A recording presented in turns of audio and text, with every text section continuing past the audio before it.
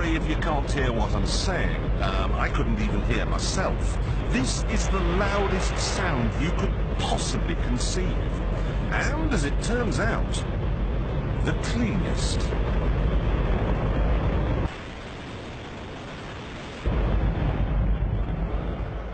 Now, the most amazing thing is that that cloud up there, which was generated by the engine, is just a mixture of hydrogen and oxygen. It's water vapor.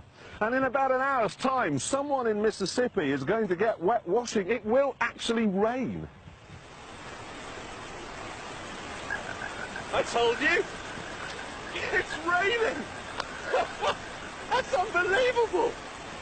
Oh, NASA's playing God. It's making its own weather.